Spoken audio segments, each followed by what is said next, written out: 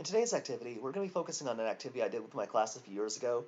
Let me describe what happened during that activity.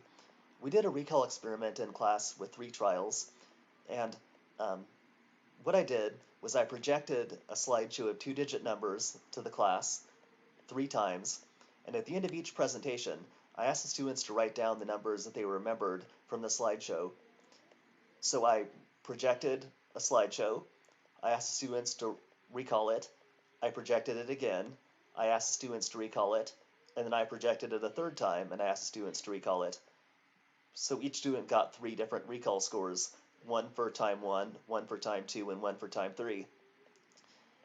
Each time a student did the task, it was a little bit different. One time, the student had to write down the numbers that they remembered in any order, and the student had to write down the numbers in digit form. So if they remembered 17, they would write 17. And if they remembered 35, they would write 35.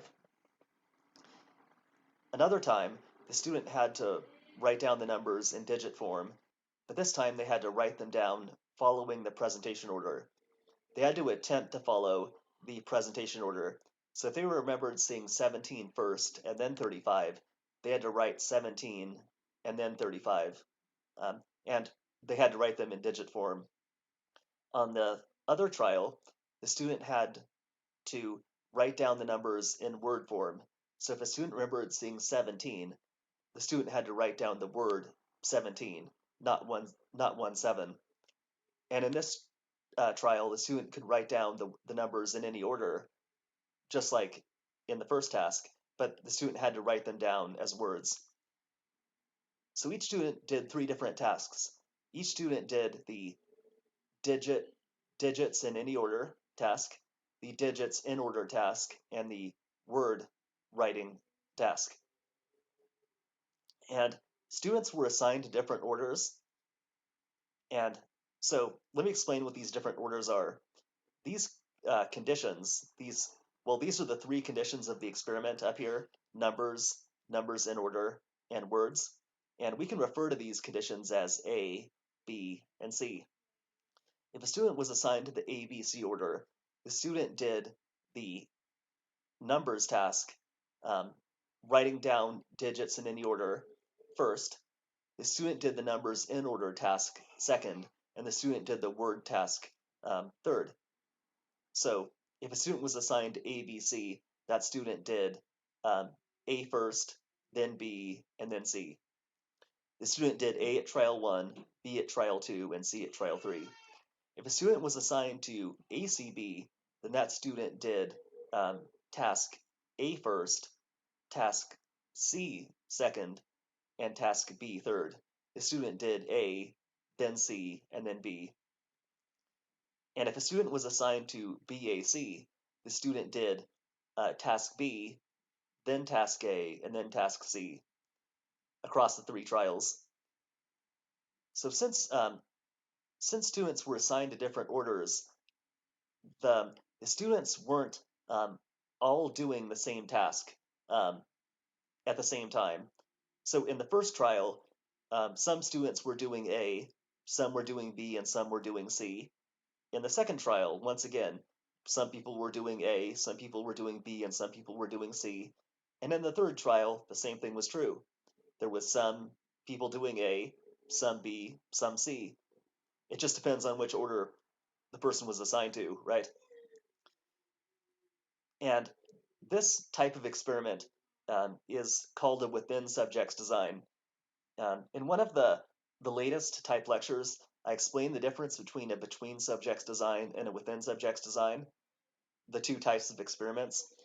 In a between subjects design, each participant is randomly assigned to one condition, and they experience that condition only.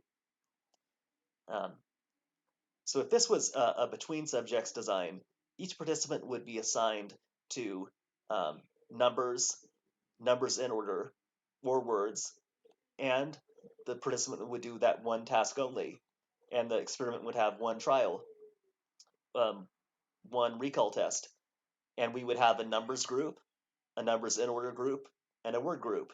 We would have 3 separate groups. And a between subjects design is pretty much, it's the way we've been thinking about an experiment all semester up to this point. Um, right?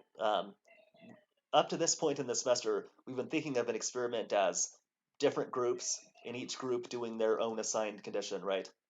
Um, but in a within subjects design, each participant goes through all conditions one at a time. You can see in this experiment, each person is going through all three conditions. Each person is going through the numbers condition, the numbers in order condition, and the words condition one at a time. And each person is getting a recall score for every condition, right? So it's a within subjects design. Each person is traveling through all three conditions. And in a within subjects design, you can't have everyone following the same order, because if if everyone follows the same order, it's going to affect the results, um, because the order um, is actually an extraneous variable that affects the results. It affects the data. And let me explain why. Um, when a person goes through a sequence of conditions in a within subjects design, the person experiences something called progressive error. So as a person goes further and further into the sequence of conditions, the person um, builds up more and more progressive error. And progressive error is just the psychological effect of repeated testing, or repeatedly doing a task over and over again. And there's actually different types of progressive error. So one type of progressive error is called a fatigue effect. So if a person is getting more and more tired or less and less motivated as they go through the experiment, um, that's a fatigue effect. And if a fatigue effect is happening, the the data that's collected later in the experiment will be more affected by fatigue, right? Another type of progressive error is called a practice effect. So a practice effect is when a person gets better and better at the task as they do a task over and over again. Um, and there's also something called the carryover effect, which is when um, the the psychological effect of a certain condition lingers or carries over into later conditions. So an example of a carryover effect might be if well, let's say um, let's say a person does a recall task 2 times, one time listening to classical music and one time listening to silence. And the classical music is stuck in the person's head when they get to the silence condition.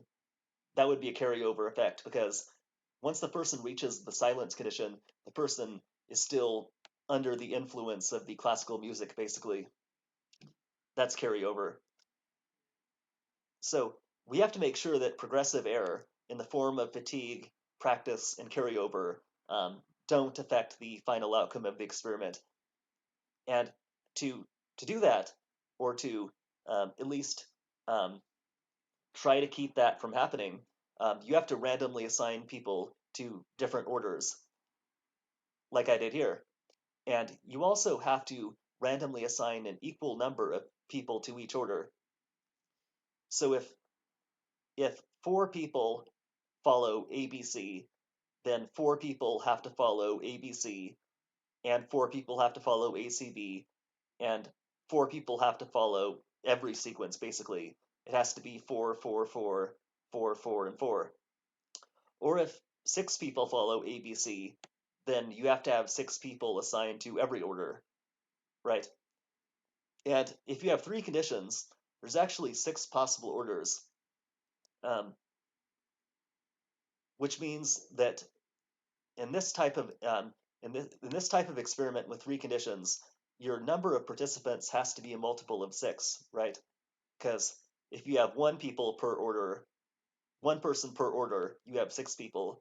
If you want 2 people per order, you have 12, and if you want 3 people per order, you need 18, right? So your number of participants has to be 6, 12, 18, or 24, something like that. But in this experiment, I actually didn't follow that rule like I should have. We actually ended up with an unequal number of people in each order. I think we have I think we had too many ABCs and not enough. Um, I think we had too many ABCs and BACs and not enough of the others. So let me count these: 1, 2, 3, 4, 5, 6, 7, 8. So we have 8 ABCs, and let me count the ACBs: 1, 2, 3, 4, 5. There's only 5 of them. So there's 8 ABCs and only 5 ACBs. That's already a little bit of a problem. Let's count BAC: 1, 2, 3, 4, 5, 6, 7, 8. That's again more than 5, right? So it's unequal, right? So we have 8 people following ABC, and we have 8 people following BAC, which means 16 people um, did condition C during the third trial, because um, all eight of these people in ABC did C third, and all of these 8 people who did BAC also did C third. So um, basically, a lot of people did the word task condition C as their last condition in the sequence. And you can see that by the way I highlighted these scores. So what I did was I highlighted all of the scores that occurred during the third trial. So you can see that in this column of scores for the word task, a lot of them occurred at time 3, right? A lot of them are highlighted. In the numbers in order task, not very many of them happened at time 3. Some of them did, and it looks like in this column, there's in this condition, there's more time 3 scores compared to the middle column, but still probably not as many as this third column has. So the so condition C hogged or took an unfair share of the time 3 scores. This third column has a lot of time 3 scores, and if you look inside these boxes, you can see that the time 3 scores tend to be higher than the time 1 and time 2 scores. So look here, we have 9, 11, 9, well, 10, 10, 12. 10, 10, and 12 are as high as you can get. And we have another 11, 11, 12. And if you look outside the red boxes, you're probably not going to see as many 10s, 11s, and 12s. That's because these time 3 scores um, are affected the most by practice. When a person is at time 3, the person is memorizing the same list a third time, and they have the most benefit from practice, right? So a person is likely to do pretty well. And since this condition C column has a lot of time 3 scores, its average is unusually high simply because of practice, right? So if you look at these 3 averages, these 3 means of the 3 conditions, you'll notice that they're all about the same, right? Which seems unusual because this condition C is probably pretty difficult, right? It's difficult to write a number as a word. So you would expect this condition C column to have the lowest average, but it doesn't. It's pretty equal to the other 2, right?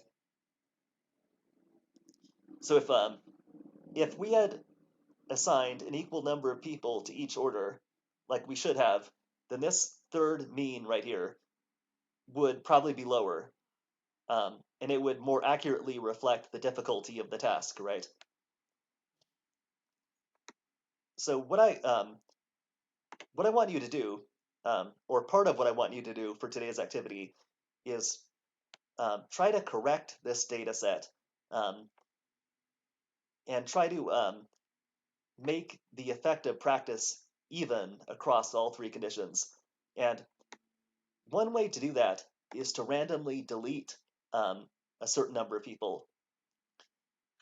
So what I want you to do is randomly delete a certain number of people to make each order have the same number of participants, like it should have had to begin with.